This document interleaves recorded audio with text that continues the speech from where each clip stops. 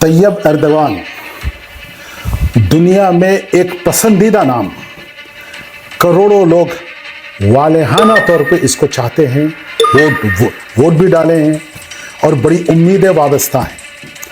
और जब Ertugrul serial आया तो और भी चार चांद लग गए। वो इसको पॉलिटिकली बहुत फ़ायदा हुआ और ये बहुत फ़ायदा उठाता भी है।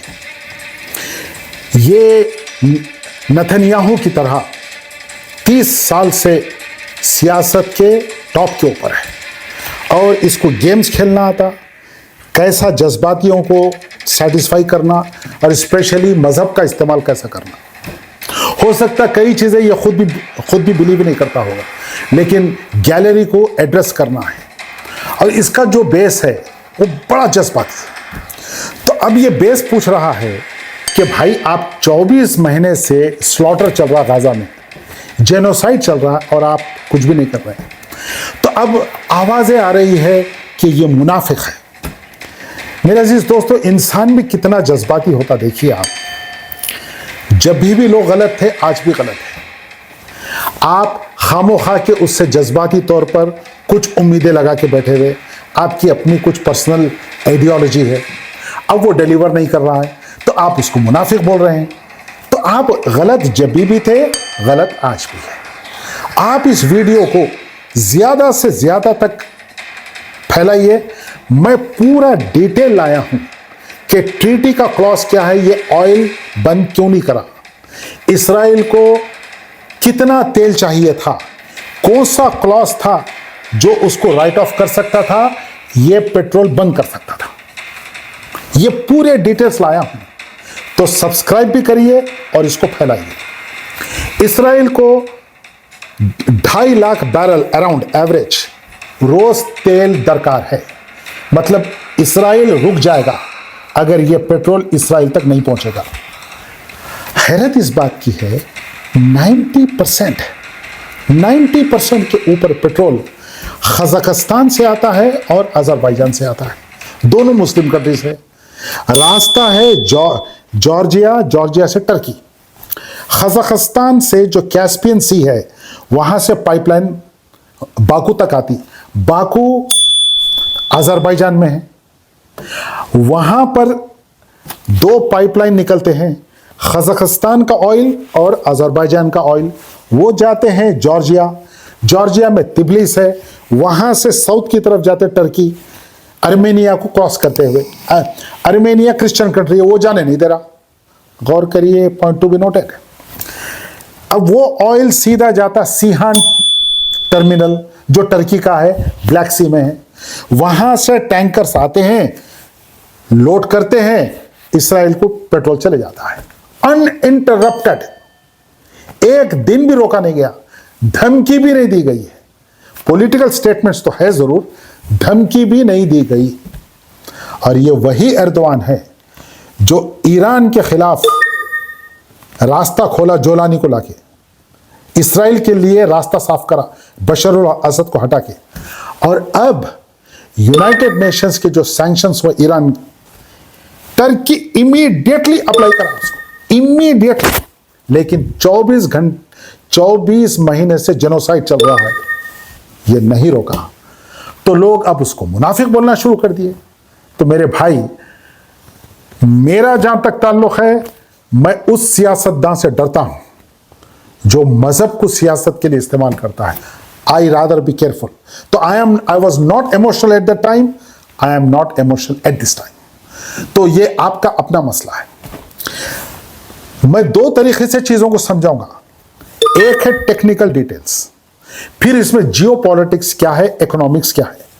आप आखिरी तक सुनिए, यानी कि इतने इंटरेस्टिंग है, और इसको फैलाइए। पहला टेक्निकल, तो पाइपलाइन तो कैसा जाती मैं आपको बोल दिया। कजाकिस्तान कैस्पियन सी से अंडरनीथ, यानी अंडर वाटर, यानी सॉरी अंडर द सी, पहले कजाकिस्तान से अंडर वाटर या अंडर सी बाकू आती, बाकू से तिब्लिस से सीहान टर्मिनल, जो टर्की के इलाके में 1100 किलोमीटर दूर। $1.31 इनको मिलते हैं। और फिर लेबर भी, स्टोरेज फैसिलिटीज, इसकी फीस, उसकी फीस।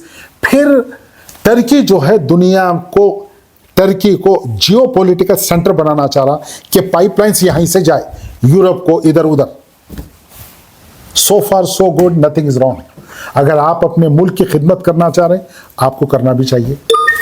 बात यहां वो नहीं है। उस ट्रीटी में यह लिखा हुआ है कि दुनिया के हालात कितने भी बदल जाए, आप पेट्रोल नहीं रोक सकते। ये ट्रीटी में है, क्लॉज में। तो इस क्लॉज के तहत टर्की नहीं रोक सकता। लेकिन मैं क्या किया, इंटरनेशनल कोर्ट ऑफ जस्टिस के फैसले की तरफ गया। वहां पर जाके मैं क्लॉज पढ़ा, साउथ अफ्रीका वर्सेस इजराइल। वहां पर एक क्लॉज है कि अगर ये जेनोसाइड बंद नहीं हुआ, और ये 15 महीने से ऊपर हो चुका है, ऑलमोस्ट 2 साल के करीब, तो इस्राएल के साथ पूरे तिजारती ताल्लुकात खत्म कर दिए जाए। और उसका ये वर्ड है इंग्लिश का एडजुडिकेट, मतलब फैसले को अपहोल्ड करना। तो जब तक वो मसला हल नहीं हुआ, आप इस्राएल से तिजारत बंद कर सकते हैं। और Netanyahu is a criminal, he should be arrested और इंटरनेशनल कोर्ट के सामने पेश करना है दूसरे मिनिस्टर्स के साथ।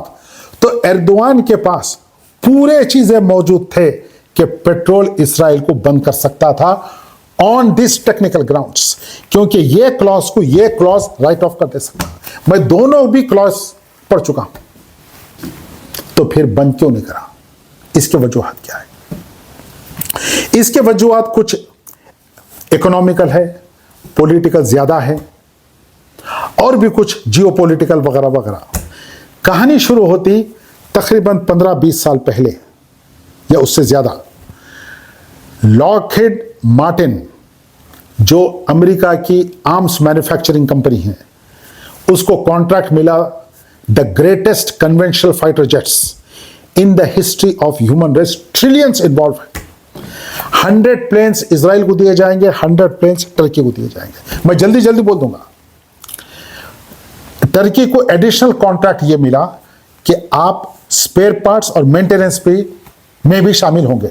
So you will get additional $10 billion contract, जो इस्राएल को नहीं मिला। तो आपको तो बेहतरीन कॉन्ट्रैक्ट था। And the greatest fighter jets, fifth generation stealth bombers. हुआ ये, अमेरिका के पेट्रियोटिक मिसाइल्स टर्की में थे, नेटो का मेंबर है ये। अमेरिका वहां से किसी वजह से उसको रिमूव कर लिया। टर्की को गुस्सा आ गया, क्योंकि हमको वो चाहिए था। आपको बेस्ट प्लेन्स दिया अमेरिका, किसी वजह से वो अमेरिका निकाल दिया वहां से। कोई तनाजा बड़ा नहीं था, आसानी से मसले को हल कर लिया जा सकता था।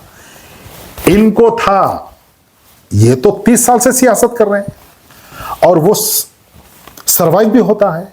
उसूल तो कुछ भी नहीं है जिंदगी के। और इनकी सियासत ऐसी है, कभी लेफ्ट, कभी राइट, कभी नॉर्थ, कभी ला इलाहा इल्लल्लाह, कभी ला हौला वला कुव्वता, कभी ये कभी वो। और लोग ना समझते भी नहीं, भाई जज्बाती लोग हैं, यानी लोगों का फ्रस्ट्रेशन भी है, तो इनके पीछे भागते रहे। ये डेमोक्रेसी को तबाह कर दिए, ये तबाह कर दिए। देखिए, नेतन्याहू जेनोसाइड करा है गाजा में। टर्की क्या कुर्दिस्तान के लोगों को नहीं मारा? ये लेवल पे नहीं मारा, लेकिन मार रहा था ना। तो हम लोग खामोश बैठे जब, तो आज फिर वो चीज पलट के वापस आ रही है। भाई, what we so we get it back. चूंकि जब एक हमारा लीडर था, हमारा लीडर जो चाहे कर सकता था, आप खामोश बैठे ना। दिस इज ए पे बैक टाइम। वो गाजा के लोग ना सफर हो गए। ये पेट्रोल रोक सकता था। मैं कैसा रोक सकता था? मैं आपको बोल दिया, वो ना इंटरनेशनल कोर्ट ऑफ जस्टिस का क्लॉज। जब इनको प्लेन का कॉन्ट्रैक्ट मिला, पेट्रियोटिक मिसाइल के ऊपर तनाजा चला, ये क्या करे, अपनी सियासत को चमकाने के लिए पुतिन के पास जाके S-400 खरीद लिया। अमेरिका बोला ये तो बात ना बनने वाली नहीं है। आप उसके missiles, they can read the technology of stealth bombers, ये तो ब्लंडर है, आप उसको वापस कर दीजिए, बल्कि कॉन्ट्रैक्ट को खत्म कर दीजिए।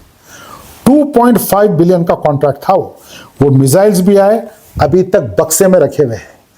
आप देखिए $2.5 billion Turkey lost it.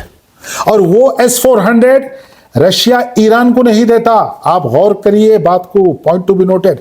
India को दिया, टर्की को दिया, इमीडिएट डिलीवरी। आज तक ईरान को नहीं मिले।